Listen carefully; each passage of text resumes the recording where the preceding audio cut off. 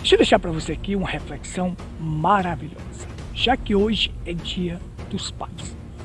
Você já prestou atenção que dos 10 mandamentos, 8 diz não, um diz guarda e o outro diz honra?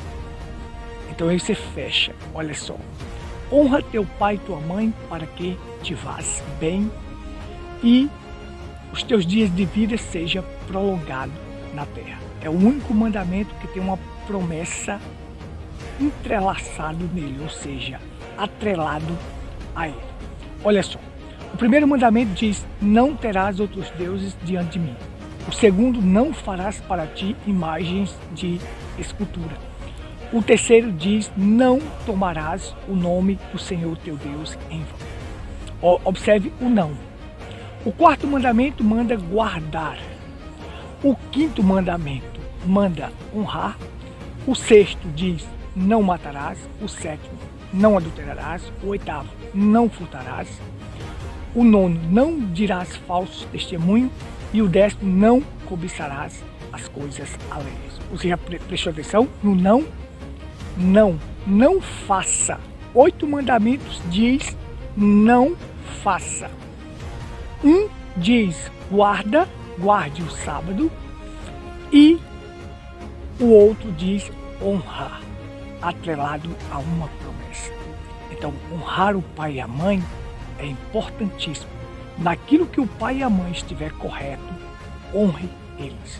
Quando Deus estava falando isto, estava falando para uma nação, a nação de Israel, a nação que seguiria o legado de Deus. E os pais criariam seus filhos no caminho do Senhor. E o filho deveria honrar o pai e a mãe. Então é isto.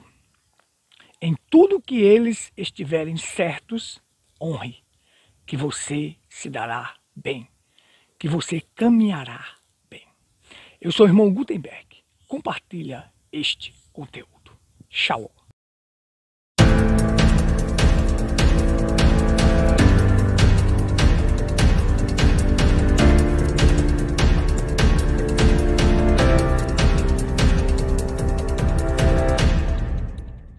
Deuteronômio 5,16.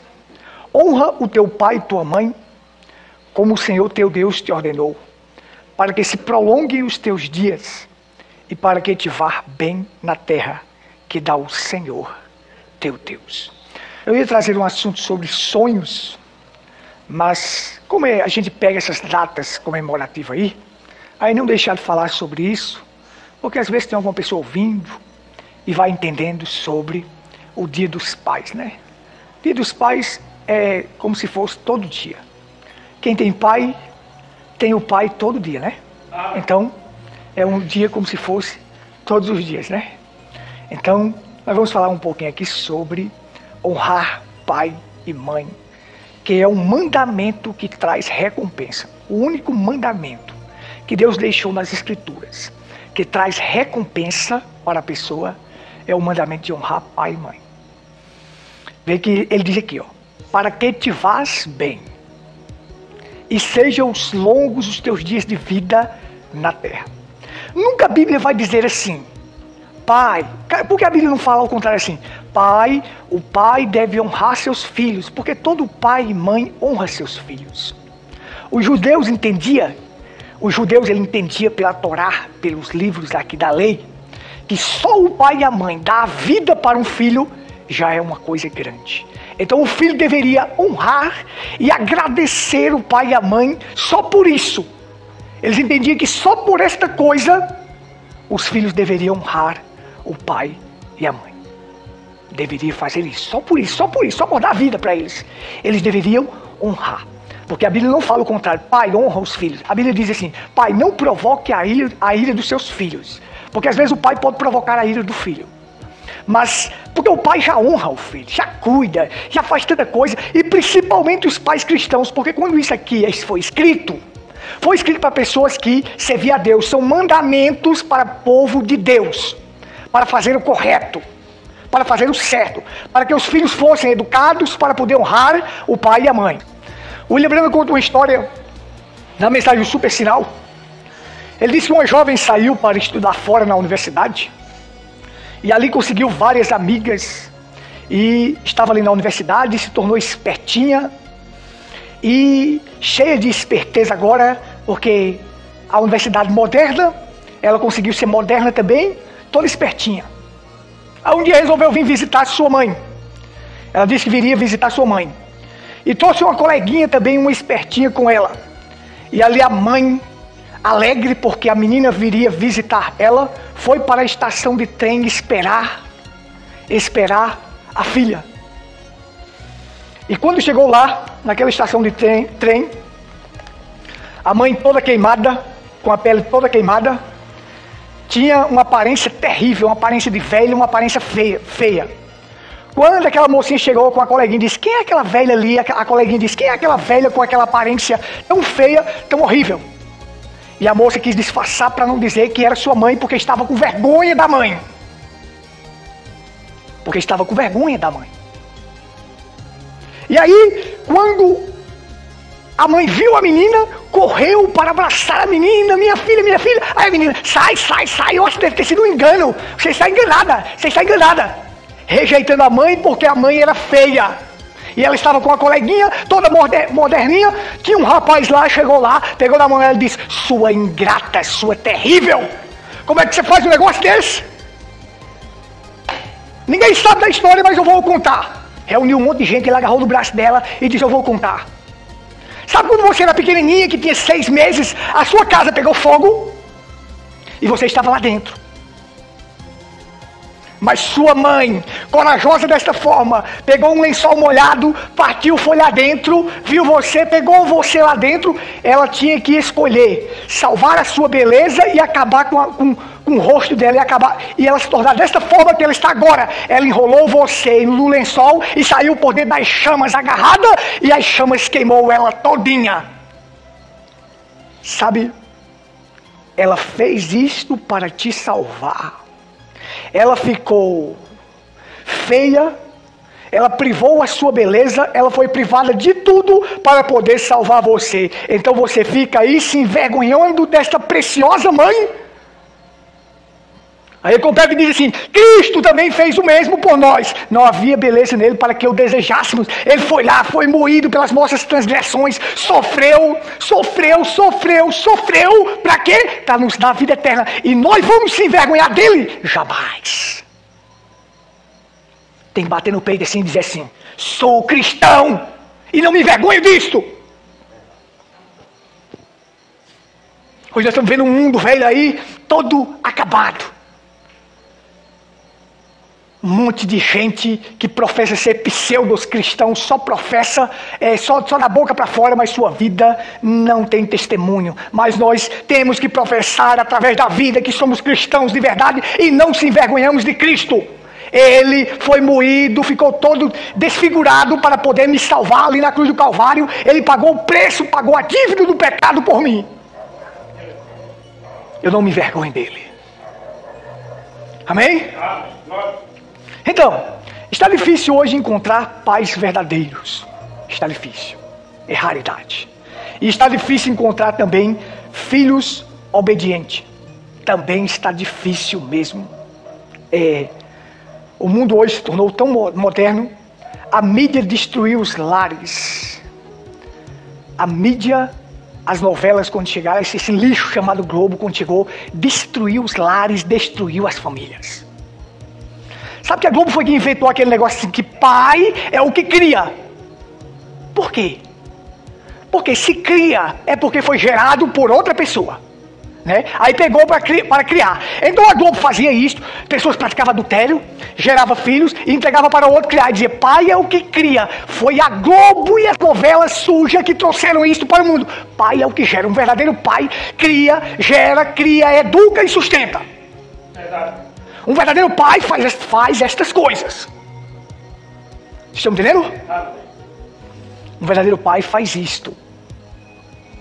Mas a Globo veio trazer assim, esse lixo, esse boto chamado Globo, veio para dizer: pai é o que cria, Porque as novelas lá cometiam o adultério, e ali um filho de outro, aí a pessoa criava. Então, queria se colocar na cabeça das pessoas tudo isto. Mas pai é o que gera, os cromossomos estão ali. Os cromossomos estão ali. Do pai e da mãe. 23 cromossomos do pai, 23 cromossomos da mãe. Assim formam os traços característicos de um filho. O DNA dele, a cor da pele, a cor dos olhos, a cor do cabelo. Através dos cromossomos. Amém? Não quero mais dizer amém não. Vocês dizem amém aí, tá? Amém? Olha eu dizendo amém novo aqui. Louvado seja Deus, irmãos. Então, pai é o que gera. E o homem que gerou, se ele for um verdadeiro pai, ele vai criar, educar e sustentar. Estou dizendo? Então a Globo inventou esse negócio. Ora, você acha que Deus tem filho gerado por outra pessoa para ele criar? Você acha que Deus cria filhos? Só cria filhos. Deus gera filhos pelo novo nascimento. Ele gera filhos pelo novo nascimento e ele cria, educa e sustenta. Deus não cria filhos de outro, não. Deus gera seus próprios filhos pela palavra. Filhos de Deus são gerados pela palavra. A palavra é Cristo, são gerados por Cristo. O apóstolo Pedro diz, nós fomos gerados por semente incorruptível pela palavra de Deus. Deus não tem esse negócio de dizer assim, eu vou criar filho de outro, gerado por outro, não. Ele mesmo gera, e ele cria, e ele educa. Toda escritura é inspirada por Deus e útil para o ensino, para a correção, para a demonstração, para a educação na justiça. O Deus que nos gerou, ele vai cuidar de nós, ele vai nos educar, ele vai repreender e corrigir. Deus repreende e corrige a todo aquele que ama. Somos dele, ele vai repreender, corrigir e colocar tudo em ordem. Esse é o nosso Deus. Amém? Então é assim, no processo de gerar, no processo de uma vida vir ao mundo, é necessário 3. Por isso o casamento é necessário 3, o cordão 3 dobras. O marido, a esposa e Deus. Deus é a fibra mais forte que vai sustentar esse casamento para poder ele não se quebrar. Tem que ter essas 3 dobras para não quebrar. Certo? Então, no processo de trazer uma vida ao mundo é necessário também ter 3. Tem o marido, a esposa para gerar o corpo físico. Mas Deus para dar o fôlego de vida à alma vivente. Se Deus não estiver no meio, não tem vida. Esse menino nasce morto. Porque Deus tem que estar lá, nesse processo para poder gerar uma vida. Mesmo aqui na terra, tem que ter os 3 sócios. Chama-se de sócio. O pai, a mãe e Deus. O marido, a mulher e Deus. Porque o William Branham diz que nós só recebemos o fôlego de vida quando nascemos, quando saímos da entranha da nossa mãe. Ao sair, então Deus vem e coloca em nós o fôlego de vida, aí nós passamos a ser a alma vivente. Estão entendendo? Para ter essa vida, para vir essa vida ao mundo, precisa-se dos 3. Se não tiver os 3, não vem. Por isso que Deus nunca fez homem com homem, mulher com mulher. Não, isso aí não gera vida, isso aí representa a extinção da espécie. É necessário os 3. Mas aí as pessoas hoje só dão valor à parte que foi gerada pela mãe e pelo pai, que é este corpo físico. As pessoas cuidam, e é vaidade, e é isso e aquilo, e ajeita isso e ajeita aquilo, mas o que está lá dentro que Deus deu, a vida, a alma, as pessoas não vão atrás de cuidar disso. E é o mais importante, quando terminar a vidinha aqui, a carnezinha vai para o pó, a carne que foi feita pelo pai e pela mãe vai para o pó, mas a alma agora vai prestar conta a quem deu. Mas as pessoas estão cuidando daquilo que o pai e a mãe deu, mas não estão cuidando daquilo que Deus deu, que é o que Deus vai requerer. Porque depois da morte segue-se o juízo. Depois que partir daqui, o corpo feito pelo pai e pela mãe vai para o pó. Que as pessoas tanto ajeitaram, que as pessoas tanto correram, que fizeram cirurgia, que ajeitaram isso, e escovaram, não foi que enrola para lá, enrola para cá, isso e aquilo, e é tanta vaidade. Vamos cuidar, vamos ter higiene, sim, claro que sim. Mas essa vaidade toda aí, eles cuidam, para depois isso virar pó. Vai virar pó. Mas o que está lá dentro é o precioso. Foi o que Deus deu no nascimento. E Ele vai requerer na morte.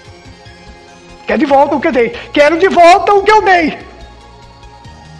Essa parte foi eu que dei. Quer de volta. Aí Jesus vem e diz, de que adianta ganhar o mundo inteiro, ter tudo para este corpo aqui, mas vier a perder a sua alma. Perder o bem mais precioso que Deus deu, o fôlego de vida. De que adianta ter tudo aqui para este corpo, mas vier a perder esta alma tão preciosa que Deus deu. Então, para o verdadeiro cristão, esta alma vai para um novo corpo. Agora, não um corpo gerado por pai e mãe, não. Gerado pela palavra, por Deus. Porque era isto que Deus ia querer para seus filhos. Gerar corpo pela palavra, para poder eles habitar e viver eternamente. Mas o pecado entrou no mundo, com o pecado veio a morte. Então, através de Adão, pelo só homem, o pecado entrou no mundo. Com isso veio a morte. O que é morte? É consequência do pecado. Amém? Não quero que vocês peguem nada disso. Amém? O que é morte? Porque todos morrem, porque é consequência do pecado. Mas aí tem a chance, ó. O salário do pecado é a morte. O que é que o pecado paga pra gente? Com a morte. Mas o dom gratuito de Deus para nunca mais morrer e viver eternamente é Cristo Jesus. Então Deus diz assim, ó. Eu te dei uma alma. Na hora que você ia nascer, eu te dei uma alma. Seu pai e sua mãe estavam lá para dar o corpo. Honre seu pai e sua mãe, que lhe deu o corpo. Mas eu lhe dei a alma, eu sou o pai maior. Ele é o pai, gente, é o nosso pai. Que nós devemos honrar sempre. E a forma de honrarmos é alimentando esta alma que está dentro de nós. Dentro de nós que só se alimenta de uma coisa. A palavra. O único alimento para a alma é a palavra. Vocês estão entendendo, irmãos? Então é isso, mas as pessoas estão cuidando do corpo, e cuida do corpo, e cuida. Mas a alma vão deixando de lado. Essa alma é tão importante. Quando eu explicar para vocês o que é sonhos, e que vai para o nosso subconsciente, o irmão Brana disse que o subconsciente nosso é justamente a nossa alma. Essa alma é tão importante, é tão grande. E as pessoas não dão valor a ela. Não dão valor, mas dão valor a este corpo gerado pelo pai e pela mãe. É claro, se não fosse meu pai e minha mãe, por isso que eu devo honrá-los. Eles foram o canal pelo qual Deus me trouxe a este mundo para poder me dar essa alma. Se não fosse eles, eu não teria o canal para receber a alma que é este corpo. Por isso que devo honrá-los, honra teu pai e tua mãe. Honra. Vamos seguir em frente? Amém? Então veja só. Mas há um trabalho para destruir os lares, para destruir a família. Destruir a família, destrói a célula padrão, a célula de Deus. A célula mãe da sociedade. Então o mandamento de respeitar o pai e mãe é o único mandamento que traz recompensa. Os 10 mandamentos é assim, gente, ó. Você tem os 10 mandamentos de Deus. Os 10 mandamentos foi o maior acontecimento que já existiu nessa terra. Os 2 maiores acontecimentos que já existiu nessa terra foi quando Deus estava falando da sua própria boca, os 10 mandamentos, e quando o Espírito Santo desceu no Pentecoste. Os 2 maiores eventos que já existiu na terra. Vai existir um terceiro, que é o grande batismo do Espírito Santo para esta noiva, para ela ter o poder da palavra falada. Vai existir ainda esse terceiro acontecimento. Mas os 2 maiores acontecimentos que já houve na terra foi os 10 mandamentos em Êxodo 20 e a descida do Espírito Santo no Pentecoste. Por quê? Porque esses 10 mandamentos aqui, irmãos, não é qualquer coisa, não. Foi Deus falando da sua própria boca. E para você ver como a Bíblia é perfeita, 50 dias depois que eles saíram, 49 dias que eles saíram do Egito, chegaram ao pé do Monte Moriá, diz: agora vocês vão receber os mandamentos de Deus. No 50º dia, 50 dias depois, eles estavam recebendo o estrondo da boca de Deus, os 10 mandamentos. Os 10 mandamentos nunca foi lei. As pessoas transformaram em lei, mas Deus nunca trouxe isso para lei. Isto era, sabe o que? Os 10 mandamentos é o relacionamento do homem com Deus e do homem com o seu próximo. É isso, o ensinamento desse aqui vocês não encontram. Pois eu quero vocês vivos. Sempre vivos. Amém? Sempre para receber o que é bom. E nossa alma só se alimenta de uma coisa. A palavra, gente. A palavra. Não pode perder nada disso. É a palavra. 50 dias depois, sai do Egito, chega no Monte Sinai para receber os 10 mandamentos. Jesus morreu, ressuscitou. 50 dias depois, vão receber a maior coisa que existe nessa terra, o Espírito Santo. Olha como a Bíblia é perfeita. Por isso que os 2 maiores acontecimentos, eles acontecem 50 dias depois. 50 dias depois. Louvado seja Deus. Vocês estão assimilando aí, né? Glórias a Deus. 50 dias depois. O que é os 10 mandamentos? O relacionamento do homem com Deus e o relacionamento do homem com o seu próximo. Os 4 primeiros mandamentos é o relacionamento com Deus. Não terás outros deuses diante de mim. Sou o único na vida de vocês. Não farás para ti imagem de escultura. Adore somente a mim. Não toma meu nome em vão. Ora, gente, uma pessoa que tem só Deus, adora somente a Deus, conhece a revelação da palavra, ele jamais toma esse nome de Deus em vão. O nome de Jesus está na boca de toda espécie de gente, tomando o nome dele em vão. Mas nós não fazemos isto. Nós temos que viver digno deste nome. Guarda o sábado, ou seja, tenha relacionamento comigo, guarde tempo para mim, se relacione comigo, tenha tempo para mim, eu sou o único, me adore somente, não tome meu nome em vão, não use esse nome em vão e gaste tempo para mim. Sábado não é para guardar o sábado como um dia qualquer, como esses adventistas fazem, mas é para ter relacionamento com Deus, estreitar os laços com Deus. É para você gastar tempo com Deus. Mas as pessoas hoje gastam tempo com tantas outras coisas nessa terra, mas não gastam tempo com Deus. Aí por isso tem pessoas que vão passar anos e anos na igreja e eles não vão ver resultados na vida dele. Não vão ver resultados, não vão ver experiências com Deus, não vão ver as coisas acontecendo. Porque não se gasta tempo com Deus, não se faz o melhor para Deus, então não vai receber também não. Deus está dizendo para Israel, pode ficar tranquilo, eu dou para vocês a comida, eu dou o maná, 6 dias eu dou o maná. No 7º é o sábado, vocês não vão colher não, mas na sexta vocês colhem na porção dupla para dar para o sábado. Pode ficar tranquilo que eu dou o alimento agora, por favor, guarde tempo para mim, se relacione comigo, não adore outros deuses, eu sou o único. Estão dizendo? Então nesses 4 primeiros mandamentos, Deus estava dizendo, faça isso, se relacione comigo. Jesus, quando chegou aqui na terra, ele disse assim, se me amais, guardareis os meus mandamentos. Aqueles que me amam é amado do meu Pai. Aqueles que me amam, meu Pai e eu viremos e faremos nele morada.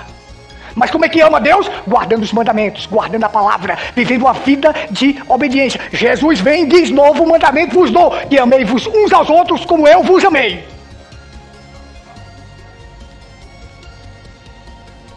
Observe só. Ame como eu vos amei. O apóstolo Paulo vem no capítulo 13 de Coríntios e diz, eu posso mostrar para vocês um caminho mais excelente, para que ensinar um homem a não adulterar, a não matar, a não furtar, a não dizer falsos testemunhos, se ele ama. Se ele ama, ele não vai praticar nenhuma dessas coisas. Não precisa ensinar para este homem a fazer isto. Quando ele ama, é o caminho mais elevado, mais excelente, o que Jesus disse. Amai-vos uns aos outros como eu vos amei. Para que ensinar picuinhas a este homem? Para que ensinar coisas pequenas a ele? Não faça isso, faça isso, faça isso, faça aquilo. Se ele ama, ele não vai fazer.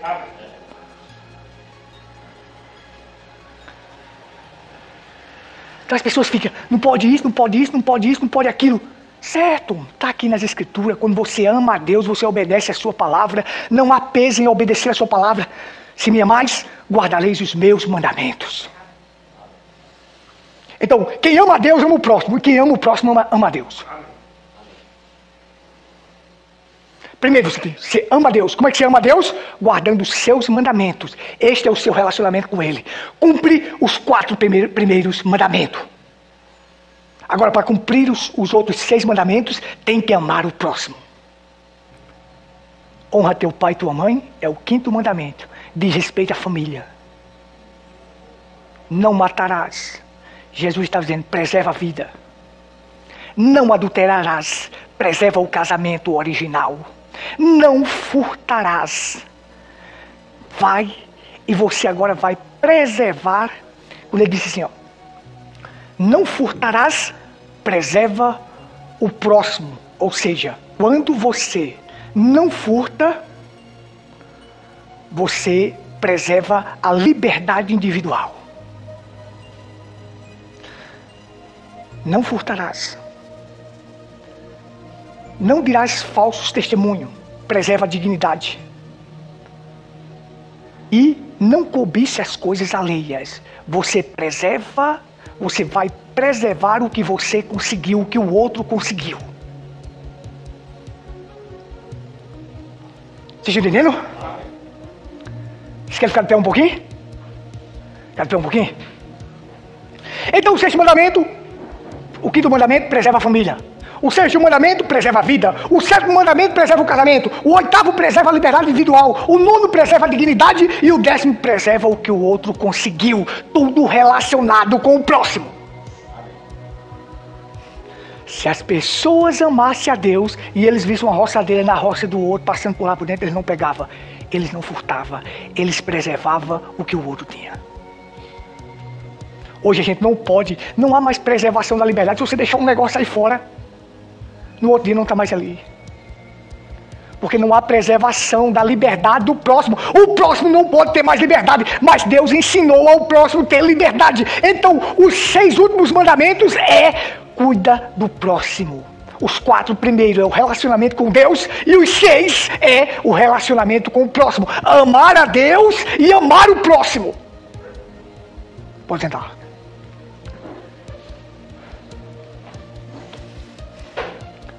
Estão entendendo? Quem ama a Deus vai amar o seu próximo. E se a pessoa diz que ama a Deus e ele não ama o seu próximo, ele é mentiroso. Porque a Bíblia diz, se você ama a Deus a quem não vê, como é que você pode amar a seu irmão a quem você vê? Como é que você pode odiar seu irmão a quem você vê? Ou seja, se você diz que ama a Deus a quem não vê, e não ama o seu irmão a quem você vê, a regra é clara. É assim, ó. Você tem que amar primeiro o que você vê, para depois amar aquilo que você não vê.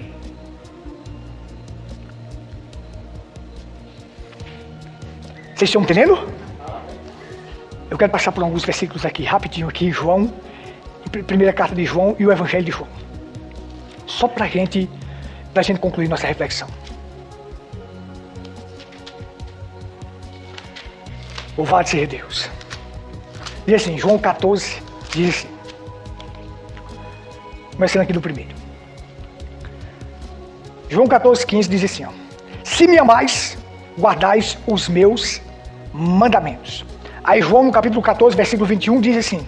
Aquele que tem os meus mandamentos e o guarda, este é o que me ama. E aquele que me ama será amado do meu Pai. E eu o amarei e me manifestarei a ele. Esta é a regra de quem ama a Deus.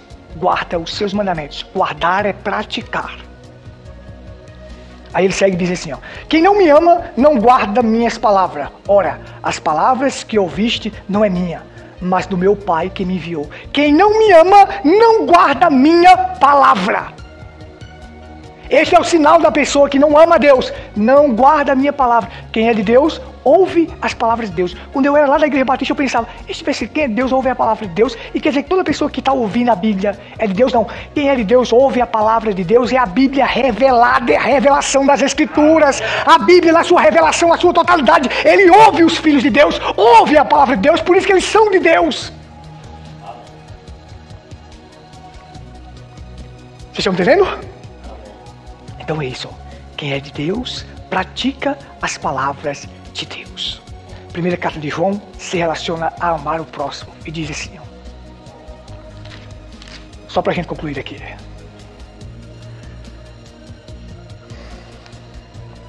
1 João 2,10 diz assim. Aquele que me ama, que ama seu irmão, está na luz. E nele não há escândalo. Primeiro passo. Quem ama seu irmão está na luz e nele não há escândalo. Aí você tem 1 João 3,10. Nisto são manifestos os filhos de Deus e os filhos do diabo. Qualquer que não pratique a justiça e não ama seu irmão, não é de Deus. Qual é o fator que eu amo a Deus? Quando obedeço os seus mandamentos. Obedecendo os seus mandamentos, eu também vou amar o irmão. 1 João 3,14 diz: nós sabemos que passamos da morte para a vida, porque amamos os irmãos. Quem não ama seu irmão, permanece na morte. O sinal de que uma pessoa passou da morte para a vida é que ele ama aquele a quem ele vê. Amar não é bajular. Amar não é passar a mão na cabeça. Quando você ama, você corrige, você disciplina, você ajuda. Você quer ver aquela pessoa na verdade. 1 João 4,20. Se alguém diz, eu amo a Deus e odeia seu irmão, é mentiroso. Pois quem não ama a seu irmão, a qual viu, como pode amar a Deus a quem não viu? Estão entendendo? A regra é, primeiro se ama o que vê, para depois amar o que não vê. Como posso dizer que amo o meu irmão que eu vejo ali, dizer que amo a Deus se eu não estou amando ele a quem eu estou vendo? 1 João 4,21 diz assim: e dele temos este mandamento, que quem ama a Deus, ame também seu irmão. Quem ama a Deus vai praticar essa palavra. E quem pratica essa palavra vai amar seu irmão. Sabe por que a Bíblia diz: a ninguém fiqueis devendo coisa alguma, exceto o amor. Porque quem ama tem cumprido a lei. Não é isso? Amém. Aí a Bíblia diz: não amemos de palavra, mas de fato e de verdade.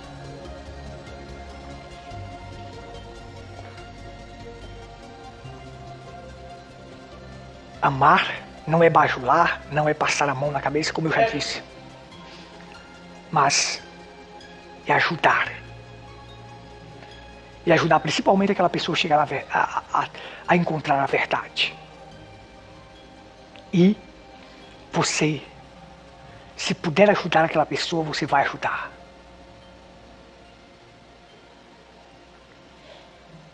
Estão entendendo? A Bíblia manda amar até os inimigos, mas não manda conviver com o inimigo. A Bíblia não diz, vá lá conviver com o inimigo, não. Diz, ame os vossos inimigos. Se o cara é teu inimigo, mas se ele vem até você e precisa de você, precisa da sua ajuda, faça. A Bíblia não diz assim, vá conviver com o inimigo, não. Mas diz, ame. Você tem que estar pronto ali no coração para poder ajudar. Estão entendendo aí? O mandamento de honrar pai e mãe é uma das coisas mais sobressalentes, maravilhosas que a Bíblia mostra. Porque todo mandamento diz assim, não faça, não faça, não faça. Por exemplo, não matarás, não furtarás, que não é para fazer mesmo. Mas quando diz assim, honra teu pai e tua mãe, aí completa dizendo, para que te vás bem, para que tenha boa qualidade de vida e para que prolongue os teus dias de vida na terra. Esta e outras mensagens estão na internet. Acesse ao Google e digite Tabernáculo em Pedra Branca, Paraíba. O primeiro resultado de sua pesquisa será o nosso canal no YouTube e logo abaixo o Facebook. Dê um clique e tenha acesso a vídeos que apresentam a verdade bíblica revelada. Inscreva-se no canal e clique no sininho para receber novos vídeos.